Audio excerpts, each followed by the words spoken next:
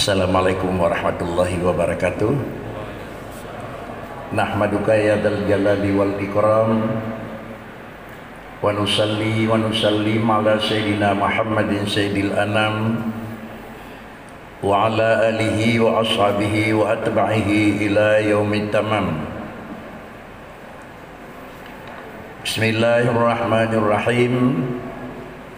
Wa ma Muhammadun illa rasul qad khalat min qablihi ar-rusul afa immata aw qutila inqalabtum ala aqabikum wa may yanqalim ala aqibaihi fala yadurrullaha syai'a.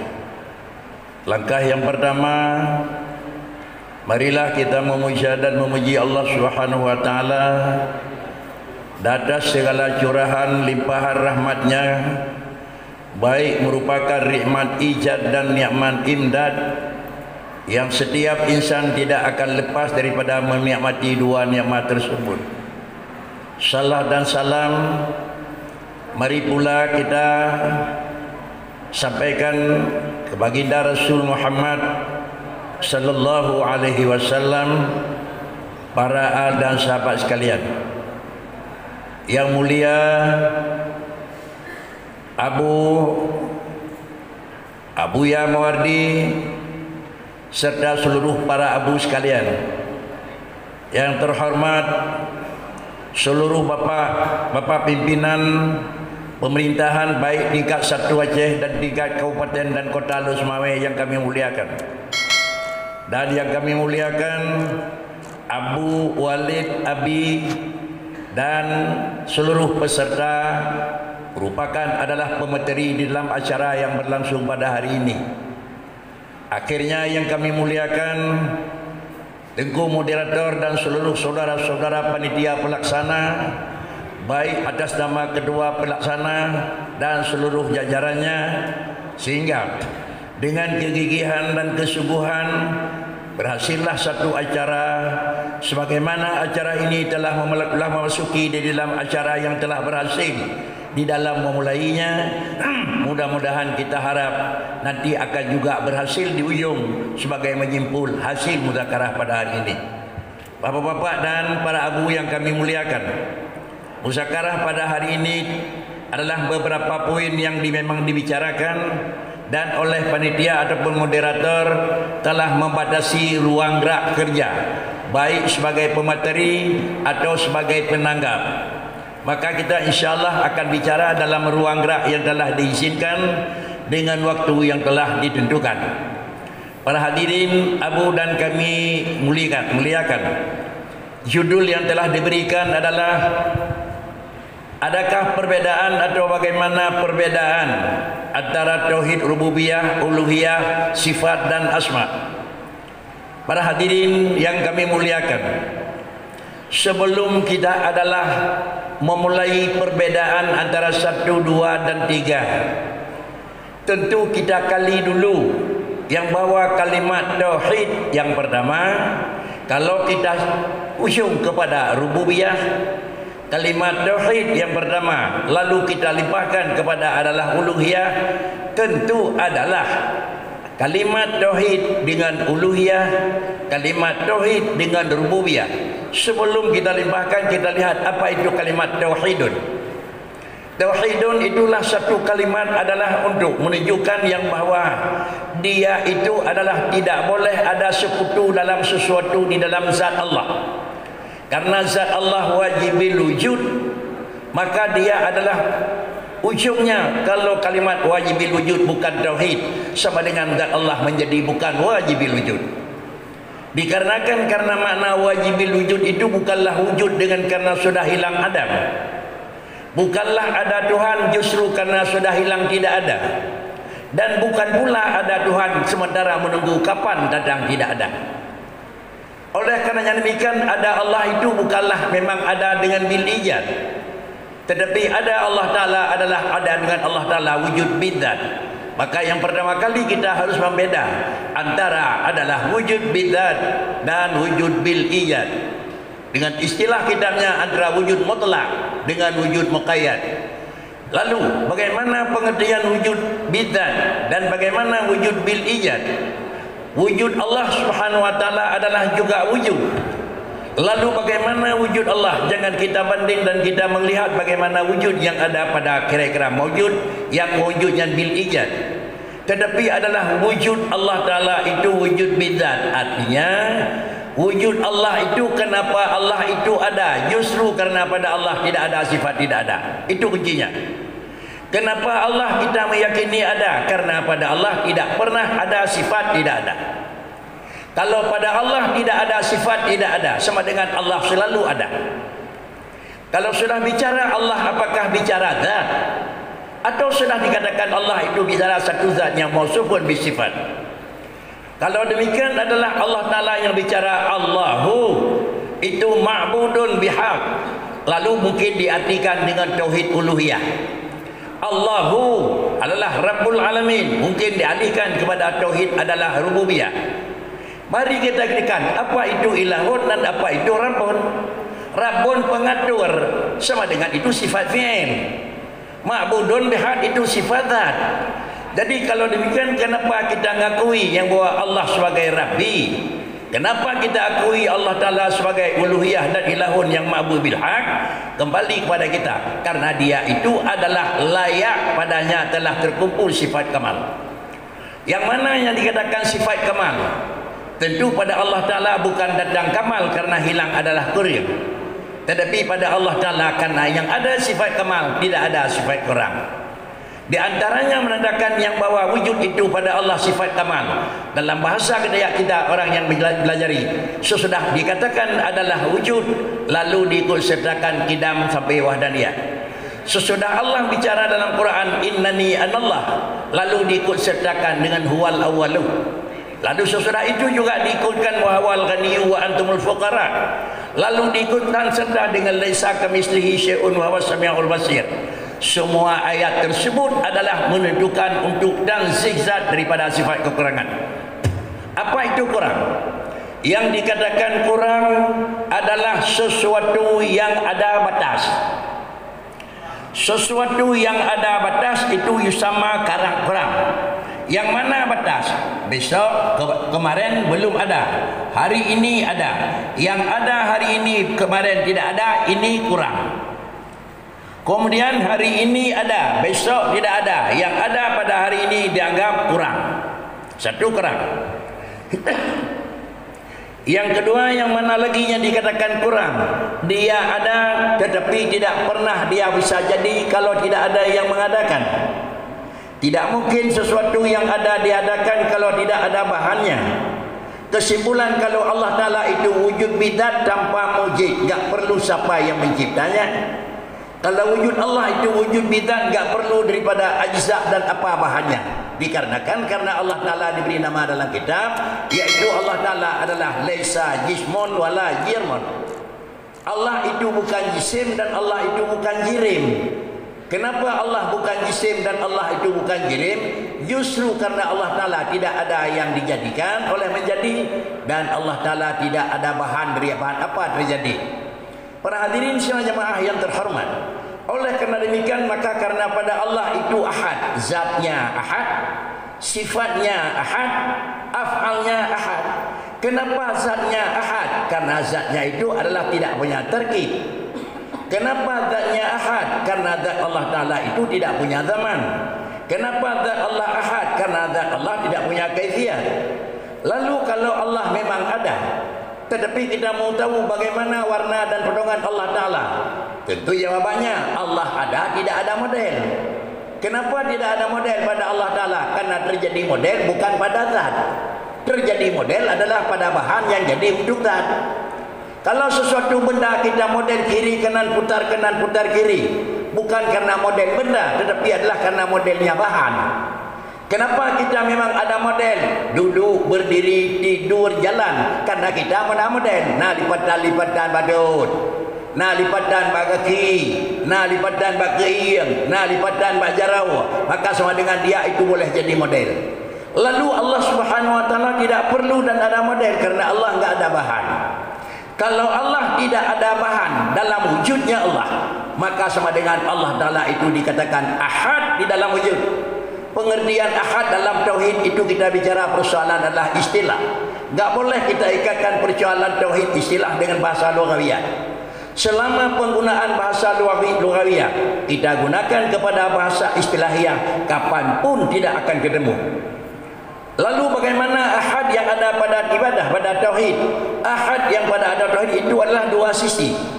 Yang pertama dikatakan ahad adalah ahad di dalam hitungan, dan yang kedua ahad dalam bilangan. Mana ahad dalam hitungan? Dia ada, tidak ada unsur di dalam. Itu ahad dalam hitungan. Bagaimana ahad dalam bilangan? Dia satu, tidak ada satu lagi. Kalau demikian maka dalam istilah yang pernah kita pelajari dikatakan dalam kitab adalah karena bagaimana pengertian ahad itu? Kenapa? Karena pada Allah tidak ada sifat kam hilang, kam mutasil, dan pada Allah Ta'ala kam munfasil hilang. Untuk membuktikan yang bahwa tidak ada boleh Allah berdiri, duduk dan dengan kena rukuk dan dengan bungkuk dan karena adalah pada Allah sama dengan, bukan tidak ada yang sama dengan Allah. Bukan tidak ada yang sama dengan Allah, tetapi kalau menurut saya tidak ada sama pada Allah. Allah bukan tidak sama dengan yang lain, tetapi sifat sama pada Allah tidak ada. Di bawah itu lagi. Kalaulah kita katakan Allah tidak sama dengan matahari, berarti Allah ada model tapi tidak sama dengan matahari. Kalau kita katakan Allah ada model kira-kira bagai bintang tapi tidak sama dengan kayu, tetapi adalah menurut saya ya, kalau saya laika saya kamislihi, bukan tidak ada sifat sama, tetapi sama tidak ada pada Allah. Di bawah daripada itu lagi, kalau tidak ada sifat misil pada Allah Ta'ala, adalah mungkin kita dalam tafsir juga memang selalu kita baca laisa kamislihi, kah ini siadah. Sama dengan kalau laisa kamislihi, laisa mislul lahu. Kalau laisa mislun, apakah Allah ada bulan, ada tinjuk? Tidak ada semuanya. Kalau ini kira-kira tidak ada, apakah zat saja atau sudah kumpul dengan sifat? Kalau sudah bicara Allah, sudah bicara zat, sudah bicara sifat. Kalau demikian barulah terkumpul 1, 2, 3 tauhid zat, tauhid sifat, tauhid af'al. Kumpulan itu baru dikatakan Allah itu adalah tauhid. Kalau demikian Allah Ta'ala bukan zat tanpa sifat. Allah Ta'ala adalah sifat, tidak ada sekerja, tidak ada. Karena sifat yang ada pada Allah bukan ada barang yang datang kemudian, tetapi Allah zatun mausufun bis sifatil kamal.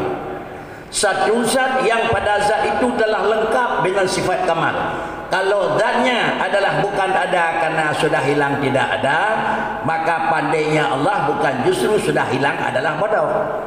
Kalau zatnya ada bukan karena hilang tidak ada, maka bicaranya Allah bukan bicara karena tidak ada lagi diam. Tetapi kenapa juga Allah pandai? Karena pada Allah enggak ada bodoh. Kenapa Allah Ta'ala adalah bicara? Karena pada Allah enggak ada diam. Kenapa Allah ada? Karena pada Allah tidak ada sifat tidak ada. Kalau hari ini Allah ada, kita mundur 1 hari ke belakang, ada juga ketemu. Mundur 2 hari, ketemu dengan ada. Mundur seminggu, ketemu dengan ada. Mundur setahun, ketemu dengan ada. Berapa banyak kita mundur ke belakang, ketemu dengan ada. Kenapa enggak akan ketemu dengan tidak ada? Karena tidak ada pada Allah yang menunggunya. Tapi kita hari ini umur 45, mundur 45 kali mundur, ketemu dengan tidak ada. Inilah yang dikatakan yang bahwa untuk membersihkan wujud itu adalah diikut sertakan dengan kidam. Sesudah Allah menyatakan innani anallah, Allah mengikut sertakan, kita kait ayat dengan ayat huwal awalu wal akhiru. Janganlah kita mengartikan huwal awalu ketimbang dengan alam duluan Allah ada. Kalau ini masih jauh dia ni. Tetapi huwal awalu apa? Bukan awalu dalam mawjud, tetapi dia pada Allah itu awal wujud. Yang ada pada Allah wujud. Sedangkan apa yang awalu pada kita? Yang awalu pada kita ada. Dan kemudian di tengah-tengah baru datang wujud, dan yang akhir pada kita itu ada. Kalau demikian huwal awalu, wujud itulah yang ada pada Allah. Wal akhiru, dan wujud itu pula yang ada pada Allah. Kalau demikian pengertian adalah Allah tidak ada didahului oleh tidak ada, dan Allah tidak akan ketemu dengan tidak ada. Istilah kita qidam baqa. Kemudian apabila beginilah Allah Subhanahu wa taala, apakah Allah yang begini sifat sudah ada kudrah pada Allah? Kalau tidak ada kudrah bukan Allah. Apakah sudah ada ilmu pada Allah? Kalau enggak ada ilmu bukan Allah. Kenapa zat harus memang esa juga dan zat juga harus kadim? Dikarenakan adalah sifat harus kadim, justru karena zat Allah itu zat kadim. Lalu kemudian kita menanya, bagaimana Allah itu ada yang beda dengan alam? Dikarenakan perbedaan Allah Ta'ala dengan alam dalam kalimat Quran, yaitu laisa kamislihi. Kalau bahasa kita nya mukhalafatuhu, tentu kita nanya, kenapa Allah mukhalafatuhu? Dikarenakan karena awalnya adalah laisa adalah qiyamuhu. Kenapa laisa kamislihi? Dikarenakan wa huwal ghaniyyu wa antumul fuqara. Karena Allah Ta'ala itu kaya. Apa itu kaya? Ketimbang harta kita dengan Allah banyak Allah. Makna kaya itu tidak terbatas ada Allah Ta'ala. Tidak akan terbatas sifat Allah, tidak akan terbatas kepemilikan Allah Subhanahu wa taala. Kalau demikian adalah Allah Subhanahu wa taala ada, kapan ada? Enggak ada. Kemudian sifat alim pada Allah ada, kapan mulai? Enggak ada. Kemudian Allah yang memiliki alam ada, kapan ada? Para hadirin sidang jamaah yang terhormat, inilah kalau demikian, kalau kita istilah yang bawa tauhid uluhiyah, tauhid rububiyah, tentu kalau kita pisah-pisah nampak jadi mana bagaimana? Adalah kita akui saja Allah yang menjadikan alam sudah tauhid. Ini kalau menurut saya masih jauh dengan bisa kita terima. Artinya, tidak orang akui sama Tuhan. Wala in sa'altahu man khalaqas samawati wal ard. Kalau kamu nanya kepada mereka siapa pencipta alam semesta, Quran bicara la yaqulunna. Kalau yaqulunna itu bahasa Quran, hurajah itu dari jauh yaqulunna itu. Bit dijawab ubu daragu Allah. Apakah orang yang telah mengaku alam yang diciptakan oleh Allah Ta'ala, lalu mereka itu mengakui Allah ada anak, lalu mereka itu menyembah Allah melalui patung, sudah tauhid? Kalau ini sudah tauhid, ini termasuk problema yang perlu dilakukan. Oleh kerana tauhid uluhiyah itu bukan masalah, tauhid rububiyah itu bukan salah, tetapi dalam sisi ibadat harus ahad, dalam sisi pemilik harus ahad, tetapi tidak bisa kita pisah-pisahkan. Tidak bisa kita pisahkan antara, kalau istilah syariatnya, kalau istilah fiqh, syariat pisah, tarikat pisah, hakikat pisah. Sehingga ada istilah, saya hari ini salat hakikat, kemudian semayang hakikat orang Jawa Timur, gimana tu? Tinggal hawa jemaah ke kena semayang syariat, gimana tu? Jemaah ke kena semayang tarikat, gimana tu? Tidak ada kemungkinan itu. Tetapi dalam salat itu sudah ada tarikat, syariat dan hakikat itu. Istilahnya adalah di satu sisi sifat bukan zat, di lain pihak sifat tidak bisa dipas dengan zat. Mungkin dalam kitab terdapat la hiya huwa wa la hiya ghairu. Hiya la hiya huwa, tapi di ujungnya wa la hiya ghairu. Allah bukan kudrah, tetapi tidak bisa lepas kudrah dengan Allah. Lalu kita dekatkan pemahaman. Kalau kita minum kopi kurang manis, tentu kita bilang sama dia, adik sini, ini tolong bawa sedikit manis. Tapi kalau memang pengertian manis itu sudah pengertiannya. Kalau pengertian gula, pengertiannya. Seorang berkata, itu gula, mufhum. Nyan mameh, mufhum. Lain mufhum gula, lain mufhum mameh. Tetapi dari takun damai taka baju, hana mungkin taka ini hana ini mameh. Kami memeh mendang, hana mungkin memeh hana ini taka. Oleh kerana yang demikian, atak keun semayang adalah yang nadino. Belah mendang semayang rubi benar semayang syariat, semayang hakikat, semayang kira-kira tarikat. Nyo tapi bila dikrek-krek. Bila dikrek-krek kira orang semayang syariat. Yang dah syariat itu lagi kitab. Syariat itu adalah ajza. Artinya bahan dasar, rukun yang belah. Lalu inilah bahan dasar. Seorang telah menghafal dan mengerti, berdiri rukuk, i'tidal, sujud. Sudah maklum. Ka salat kerana salat syariat itu. Kemudian kiban salat hakikat. Salat hakikat kira-kira yang menyangkut ibakri, yaitu belut ka semayang, rekat tu semayang hakikat. Karena baginda Nabi menyatakan sallu kama ra'aitumuni usalli, yang semayang Nabi dengan semayang pula, semayang syariat, semayang tarikat, semayang hakikat. Kalau memang memang itu sebenarnya cuma apa? Hakikat itu kerja apa? Syariat itu bicara apa? Tarekat itu bicara apa? Terkumpullah dalam definisi salat yang dikatakan salat aqwalun, berarti ada rukun qauli, wa af'alun, berarti ada rukun fi'li. Kemudian muftatahatun bitakbir, berarti ada cara. Wa muftatahatun bitaslim, berarti ada ketentuan. Bisyara'in maksusah, diikat dengan segala sesuatu. Apabila seorang telah melakukan salat, rukun qauli sudah ada, rukun fi'li sudah ada, dimulai dengan takbir, disudahi dengan salam, kiblat telah terpenuhi, aurat telah tutup, waktu sudah masuk, dia sudah suci. Bagaimana? Yusamma musalli, dia sudah hakikat. Nah, yang dalam nakal saya hanali. Tetapi dapat mendang begeri, rukun liada. Nah, yang saya ada yang dalam itu. Oleh kerana demikian kita meyakini Allah itu ahad di dalam Rabbi, di dalam mengatur, dalam uluhiyah, dalam ibadat masih. Kenapa kamu sembah itu?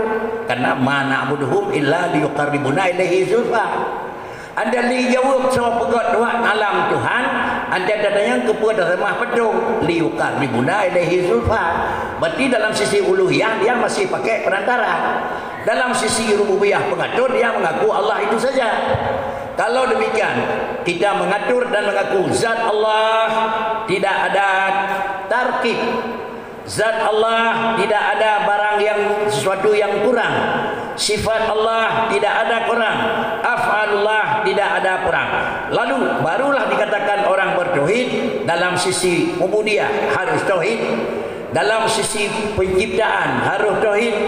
Kenapa Allah Ta'ala esa dalam menjadikan? Dikarenakan karena pencipta itu sendiri esa kok. Karena draw Allah geun ahad, maka tiganya nama Allah juga ahad. Karena draw gedenya hana ahad, maka tiganya nama gedenya hana ahad. Ini ahad istilah. Tapi menyo ahad lughawiyah karena zirra wa daraja, maka zirra wa bubut. Yang menanda wa kedai Allah, yang menawa lu takut han gad dimang. Oleh kerana demikian, kalau bisa menurut saya jangan kita petak-petakkan dulu. Kalaupun ada, bagi dulu. Kalau kita rinci satu, sehingga tidak ada istilah anwa'ut tauhid salasah. Enggak ada. Enggak ada istilah. Tapi jadi tauhid harus terkumpul 3 anwa'. Itu ya. Tapi jangan kita bagi-bagikan. Ini. Kalau demikian saya mengambil satu bahagian aja. Kalau demikian saya mengambil bahagian ini aja. Sehingga kadang-kadang ada tulisan seorang yang mengaku pencipta alam semesta itu Allah, maka orang itu sudah dianggap orang beriman. Ini ada tulisan. Kalau tulisan yang ada orang yang mengaku Allah Ta'ala hanya ahad di dalam mengatur dan dikatakan dalam ibadat uluhiyah masih menyembah berhala, maka dikatakan orang ini adalah sudah bertauhid. Ini menurut saya masih dipertanyakan kenapa dan bagaimana tauhidnya. Para hadirin sidang jemaah yang terhormat.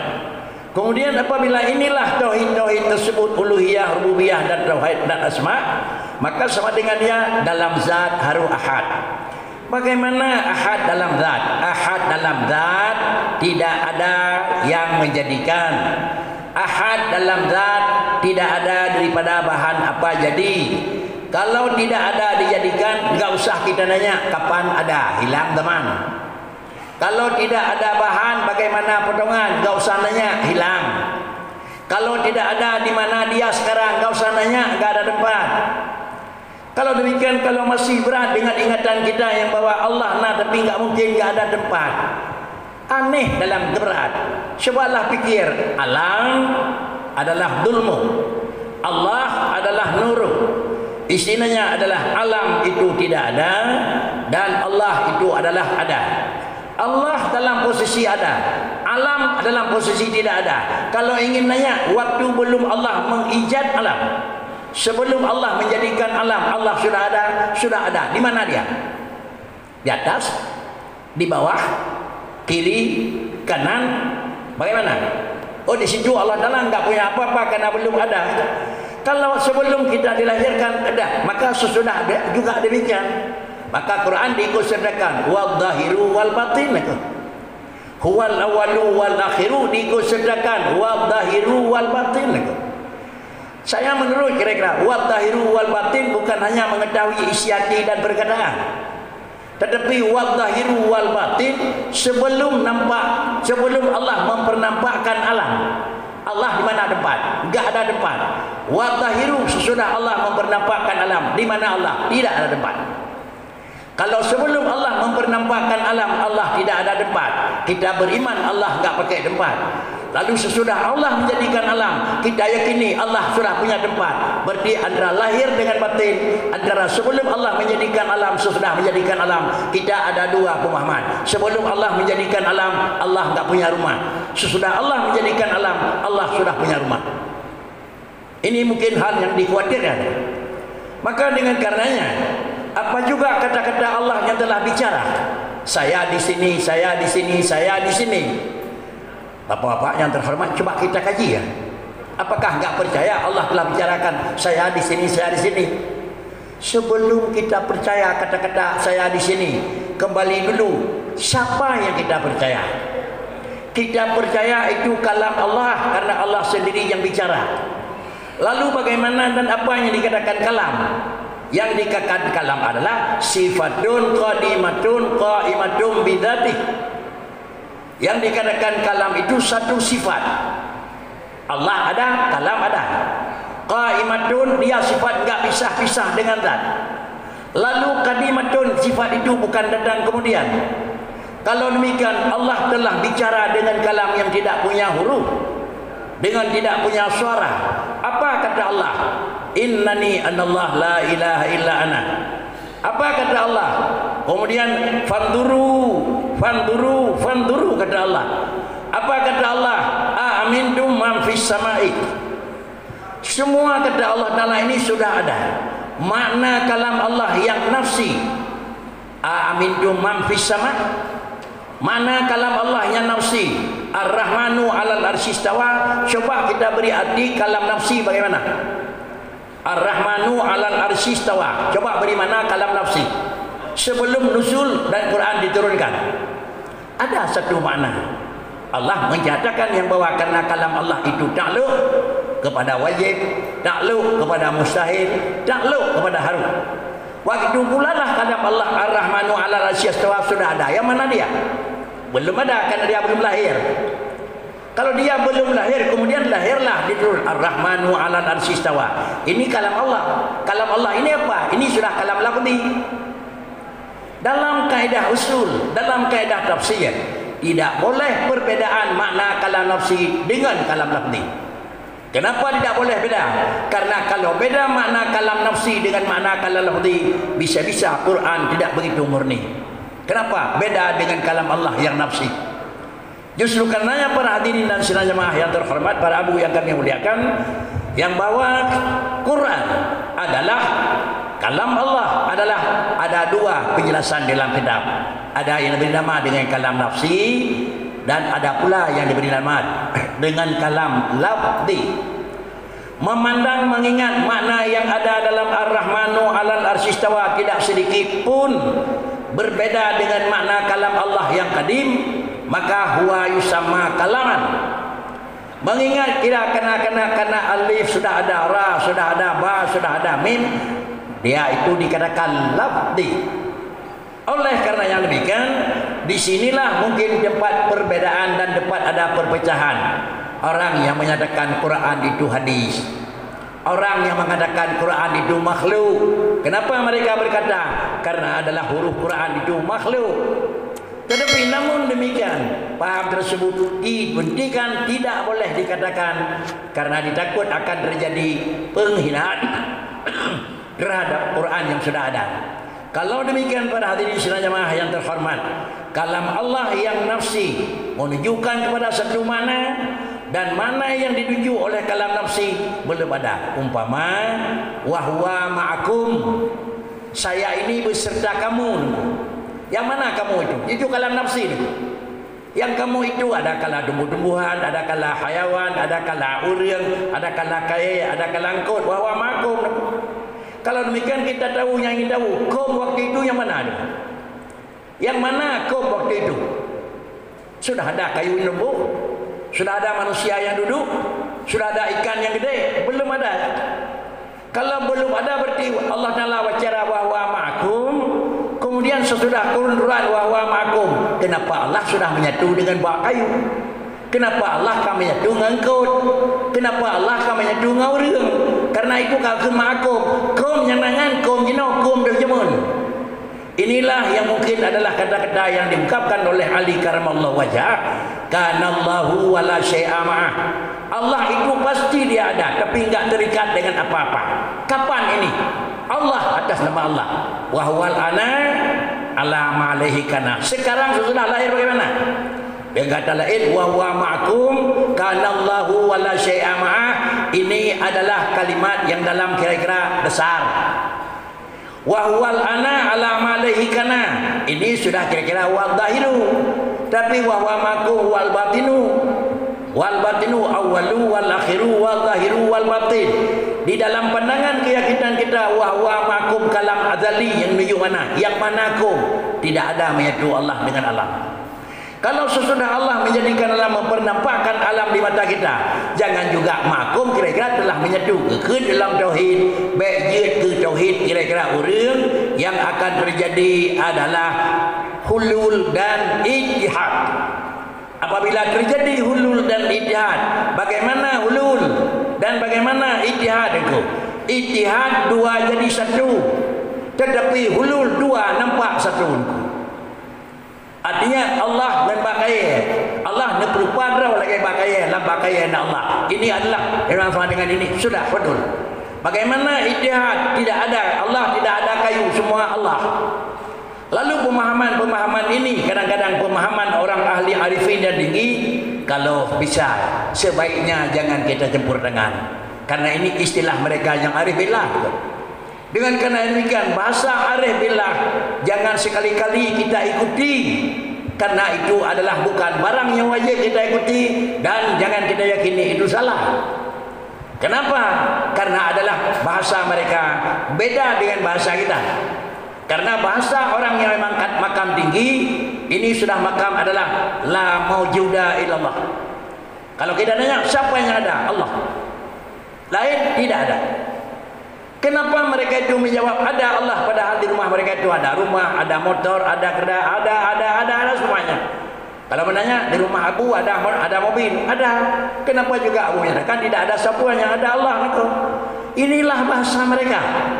Kalau bahasa mereka begini, jangan kita ikut sertakan semuanya tidak ada. Karena mereka itu yang menyatakan ada itu adalah ada dalam nafsul amri. Sedangkan ada yang ada pada kita adalah ada dalam pandangan ini. Itu beda kita. Orang arif billah yang dikatakan ada, orang yang ada dalam nafsul amri. Allah na alam tan. Nah, yang hakikat. Na Allah na alam nol. Ini mereka melihat. Ini nafsul amri. Dalam pandangan kita nyawa, nah Allah rata kena nam tiga orang itu. Yang nak diuring. Di kita baru kita kan ada adalah yang nampak di mata. Oleh karenanya dua macam pandangan, maka dengan dua macam memang urus manusianya. Jangan kita bersalah. Periksa dulu bagaimana mereka itu maksud. Yang ada Allah Ta'ala, yang lain tidak ada. Ada istilah mereka itu sendiri. Apa istilah mereka? Sesuatu yang wujud, sesuatu yang mawjud, yang diapit, kemudian yang diikat dengan dua barang Adam, maka wujud itu kal Adam. Ini mereka. Sesuatu yang ada tetapi diapit oleh dua tidak ada. Barau hana, orangnya wana, tinggal hana. Yang orangnya tetap tak kena, ada napi kekil lagi ada. Bahkan karena ada pada hari ini bukan ada nafsul amri, tetapi adalah ada itu i'tibari. Mengingat kepada orang itu adalah makamnya makam i'tibari, bukan makam i'tibari, sedangkan kita adalah makam i'tibari, maka jangan kita gunakan bahasa mereka kalau kita belum sampai kepada tingkat makam mereka. Para hadirin sidang jemaah yang terhormat, demikian pula sebaiknya kalau bisa jangan kita peluang kepada kira-kira anak-anak yang salah bawaannya nanti. Gak usah repot-repot lah kadang. Kalian gak usah repot, belajar aja. Kalau kalian sudah mengaku Tuhan sebagai pengitian alam besar, sudah cukup tauhid kamu. Padahal dalam ibadah mereka itu masih ada patung. Dalam ibadah mereka itu masih ada yang beri bekas yang bukan Allah. Dalam ibadah mereka itu masih ada yang lain-lain. Mereka menganggap saya sudah bertauhid, tetapi dia itu mengaku hanya adalah mentauhidkan di dalam kepemilikan. Tetapi harus lengkap tauhid. Dalam sisi kita ubudiyah kepada Allah, lengkap dengan tauhid. Dalam sisi kira-kira kebenaran sifat Allah bekerja, lengkap dengan tauhid. Kenapa Allah esa dalam kerja? Karena Allah sendiri itu esa. Kenapa kita tidak esa dalam kerja? Karena kita tidak ada esa. Bagaimana maksud dengan esa di sini? Allah Ta'ala ada, bukan dijadikan, maka dia itu esa. Kita ada, dijadikan, maka kita tidak esa. Kita ada bahan, maka tidak esa. Allah ada, tidak ada bahan, maka Allah itu esa. Sudah, kesimpulan di situ. Sesuatu yang ada memerlukan kepada lain. Sesuatu yang ada memerlukan kepada lain. Ini benda. Ini untuk ada benda ini memerlukan kepada lain. Apa lain? Bahan ini apa? Sudah. Maaf pun. Ini ada kue memerlukan kepada lain. Apa lain? Mungkin terigunya, mungkin kira-kira menteganya, mungkin telurnya, mungkin bahannya. Kalaulah resepnya 4 macam, dikumpulin 4 macam, lalu diaduk oleh yang buat, jadilah bolu. Sama dengan bolu ini ada lain, jadi bolu ada lain. Kalau jadi bolu, kalau jadi rumah, kalau jadi tiang juga ada besinya, ada memang semennya, ada pasirnya, ada semuanya lain. Lalu adalah dia itu baru jadi tiang. Kalau demikian, kalau untuk jadi tiang harus ada lain, sesudah di tiang memerlukan kepada lain. Kalau menurut saya ini kunci itu.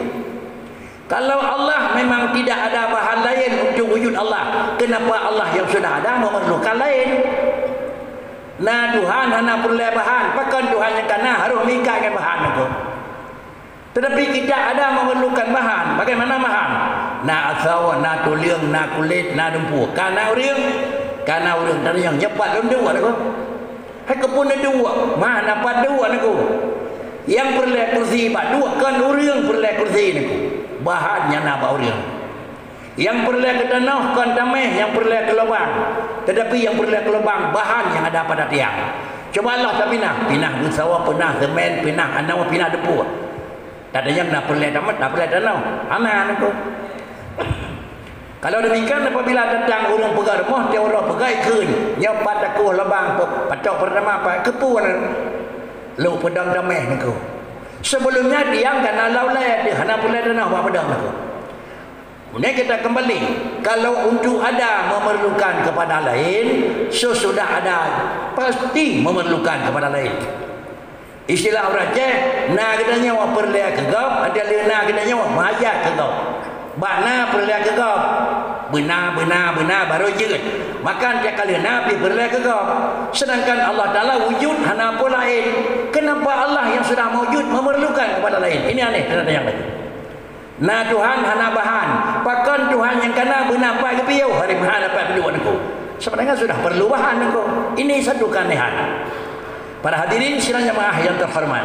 Kalau demikian adalah kita harus bisa mendirikan, inilah makna qiyamuhu. Kalau qiyamuhu begini pengertiannya, maka lantas qiyamuhu di dalam wujud, maka mukhalafatuhu dalam wujud. Kenapa mukhalafatuhu dalam wujud? Justru karena qiyamuhu mukhalafah dalam wujud. Wujud Allah qiyamuhu, maka Allah yang kamu wujud harus mukhalafatuhu. Karena wujud kita tidak qiyamuhu, maka wujud mewujud kita tetap kira-kira tidak mukhalafatuhu. Para hadirin sidang jemaah yang terhormat. Lalu bahasa yang tersirat dalam mencari tauhid rububiyah dan uluhiyah. Kalau menurut saya kira-kira terkumpul 3. 1 zat, sifat, af'al, terkumpul 3 yusamma tauhidan. Adapun masa-masa satu bukan itu tauhid, tetapi itulah alat dan bahan untuk jadi tauhid. Para hadirin sidang jemaah yang terhormat, kalau kita ingin bisa sungguh Allahu Akbar rukun itu salat. Sungguh yang bawah adalah syarat segi badan itu telah jadi salat. Sungguh yang bawa kira-kira pakai kewaran itu salat. Oleh kerana demikian baru sampai kepada tujuan, terkumpul syariat, terkumpul tarikat, hasillah hakikat. Kalau tanggal 17 Agustus dulu merupakan aturan yang diperlukan oleh negara, harus kira-kira bendera dikebar 17 Agustus, bendera merah putih. Di mana pengibarannya? Di lapangan bola kaki. Ini hakikat. Harus, karena itu hari proklamasi kemerdekaan. Kemudian bagaimana syariatnya? Apa itu rukunnya? Bidayah, job, birah, putih. Kemudian pegat tiang. Kemudian harus tarik baik dalam tarik wadah aku. Sesudah terkumpul bakri, baik hidayah dan dia putera kenal, imiu baik gede. Ini tarikat. Kalau sekarang pengibaran bendera merah putih itulah bukan hanya di lapangan dan di daratan. Kalau mereka memang AL, pengembangannya di udara. Kalau mereka memang AL, pengibarannya juga di lautan. Maka supaya bendera itu terkibar di pusat laut bagaimana? Benderanya terkibar di udara, angkatan udara bagaimana? Harus syariat. Apa syariat? Itulah alat tabung kalau laut. Itu syariat. Alat tabung harus ada. Dan harus ada tarikat. Apa tarikat? Alat tabung pakai di luun. Alat yang selam pakai bau yuk jarau. Alat baik tabung ia pakai bau mata. Sesudah masing-masing alat digunakan pada tempatnya masing-masing, lalu mereka itu nyelam dan berhasillah mereka itu panjang bendera. Sudah sampai pada hakikat. Tapi kalau enggak pakai syariat, langsung dia terjun lalu laut. Badai mesti rawang pada laut haudit itu. Pakai karena agak pakai syariat itu. Demikian pula angkatan udara. Apa dia mereka itu? Juga pakai adalah alat riu, payungnya. Pakai sudah lengkap, turun, membuka kan. Langsung dia turun sikit. Kalau memang mereka itu bisa melakukan memang cara di udara. Kenapa bisa? Dengan kena melakukan bendera itu hakikat, tapi melalui syariat dan melalui tarikat. Tarikat itu adalah alat bekerja. Enggak mungkin salat diawali dengan Assalamualaikum, disudahi dengan Allahu Akbar. Tetapi adalah inilah muftatahatun bitakbiri wa muftatahatun bitaslim. Kalau demikian adalah sewaktu-waktu bukan salah, tapi kira-kira bukan salah tadi, malah kadang-kadang sedikit tergeser kira-kira haji kaifiyati. Sehingga kita harus kembali, apakah pokok yang salah atau cara yang anda lupa. Kalau pokok yang salah, pokok yang kita rubah. Kalau caranya tidak lupa, sistem yang kita rubah. Maka dengan karenanya, para hadirin sidang jamaah yang terhormat, kalau sistem penyampaian salah, sesudah kita sampaikan orang enggak mendengar, jangan kata apa salah yang saya sampaikan. Apakah bahan yang saya sampaikan ini salah? Bapak, bukan salah bahan Bapak, cara Bapak sampaikan salah. Inilah dulu. Jadi jangan kita merasa memang terkucil dengan orang enggak menerima. Kita anggapnya bahwa kita punya barang enggak cocok, tetapi mungkin sistemnya yang berbeda. Bagaimana juga yang betul? Caranya harus begitu, sistemnya harus begini. Enggak salah orang buka baju kalau musim ihram. Tetapi adalah salah orang memang pakai baju kalau waktu ihram. Apakah memang salah pakai itu zati atau salah pakai itu karena memang ikut dengan aridi? Para hadirin sidang jamaah yang terhormat, penyampaian mungkin sekadar ini karena masih ada sisa waktu yang diberikan oleh moderator untuk melakukan tanggapan. Mudah-mudahan di samping saya memberikan belum tanggapan menerima, maka ada penyampaian saya maaf sebesar-besarnya, terutama kepada para abu sebagai guru saya dan kepada dengku-dengku sebagai kawan dan teman, di mana kesalahan belum diperbaiki. Kalau memang tidak salah, mudah-mudahan kita gunakan bersama. Demikian, terima kasih. Dan pada akhir nanti janganlah kami mengharapkan kepada adalah tim perumus. Kalau masih ada penyampaian 1, 2, 3 sampai besok ada perbedaan, jangan dulu dimasuk dalam kesimpulan karena kita takut nanti perbedaan 1 dengan 2. Tapi lumpangkan dulu hasil, sesudah itu baru dimuat di dalam apa yang dikeluarkan. Demikian, terima kasih. Assalamualaikum warahmatullahi wabarakatuh. Waalaikumsalam warahmatullahi wabarakatuh.